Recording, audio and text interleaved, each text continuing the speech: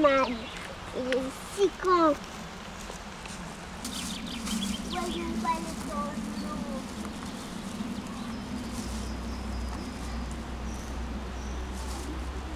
Personne militaire.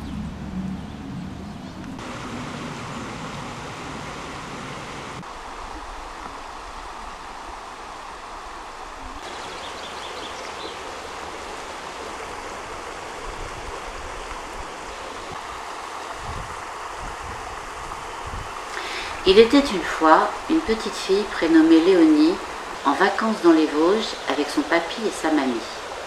Par un bel après-midi ensoleillé, elles partirent toutes les deux en balade dans la forêt. Longeant une rivière, elles arrivèrent près d'un pont. Ce pont s'appelait le pont aux fées. « Dis mamie, demanda Léonie, où elles sont les fées? Je les vois pas. » Sa mamie lui raconta alors l'histoire de la naissance des fées. Il y a bien longtemps, quand la terre était recouverte de grandes étendues d'eau, toutes sortes de poissons passaient sous ce pont. Ils s'amusaient à faire jaillir des gerbes d'eau sur les piliers du pont. Les gouttes d'eau, en éclaboussant le pont, étaient transformées par le soleil en fées. Un jour, une truite passa. Elle était toute jolie, fine et argentée. Elle nageait en ondulant de tout son corps, gracieuse comme une herbe. Ses mouvements s'enchaînaient avec élégance. On aurait dit une danseuse. Elle était souple comme une aiguille à coudre. Lorsqu'à l'approche du pont, elle sauta hors de l'eau, une goutte d'eau se transforma en fée et devint la bonne marraine de Cendrillon. Tu connais l'histoire de Cendrillon, n'est-ce pas, Léonie, dit sa mamie. Tu sais que Cendrillon a été recueillie par sa tante et que ses deux cousines ne sont pas très gentilles avec elle. Elle doit faire toutes les corvées dans la maison et n'a pas le droit de s'amuser. Un jour, le prince du royaume donna un bal pour trouver une fiancée. Mais Cendrillon ne pouvait pas aller au bal car elle n'avait pas de jolie robe à se mettre.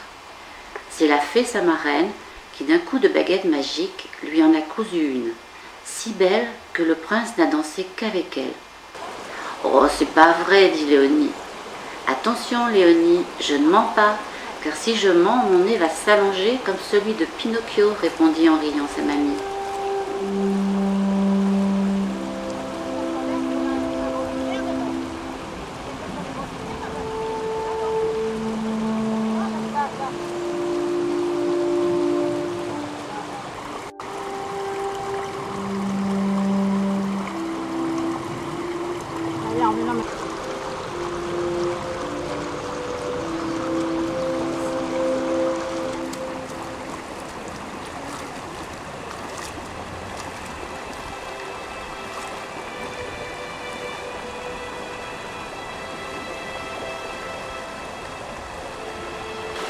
C'est à cause de l'espadon que Pinocchio a un nez qui s'allonge continuellement.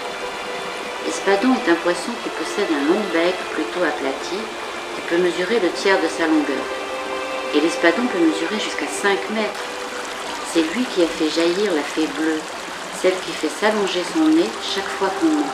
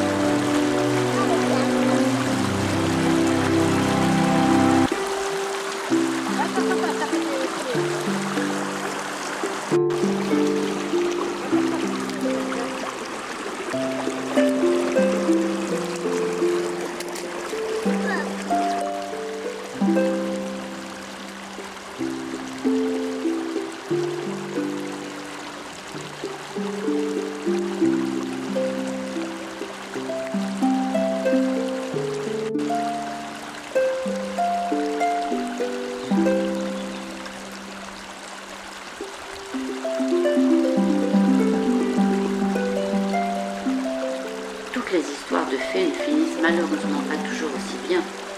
La fée Mélusine en est l'exemple. Elle avait une queue de serpent parce que c'est une anguille qui lui a donné vie. Tous les samedis, elle était condamnée à se transformer en serpent. Elle vivait il y a très très longtemps. Un jour, un seigneur se promenait comme nous le long d'une rivière et il a fait la connaissance d'une superbe jeune femme. Ils se sont mariés, eurent 10 enfants et étaient très heureux. Mais Mélusine avait fait promettre à son mari de ne jamais la voir le samedi. Un samedi, cependant, n'y tenant plus, le seigneur se cacha pour observer sa femme qui prenait son bain dans une tour du château. Dès qu'elle le vit, Mélusine se transforma en serpent ailé et s'envola, et il ne la revit plus jamais. « Moi je connais une fée qui vole, lui dit Léonie. Tu connais alors l'histoire de Peter Pan, ce petit garçon qui ne voulait pas grandir et vivait entouré de ses amis dans un pays imaginaire. Grâce à la poudre magique de la fée Clochette, Peter Pan pouvait voler. C'est parce que la fée Clochette est née d'une goutte d'eau envoyée par l'Exocète, un poisson volant. L'Exocète a des nageoires si développées qu'elles lui permettent de sauter hors de l'eau et de planer quelques instants. En volant, il peut même atteindre des vitesses supérieures à 60 km/h. C'est comme ça que Peter Pan pouvait échapper au capitaine Crochet. Alors Léonie regarda dans l'eau de la rivière si des poissons arrivaient pour voir des fées apparaître. Mais il n'y en avait pas et il était temps de rentrer à la maison.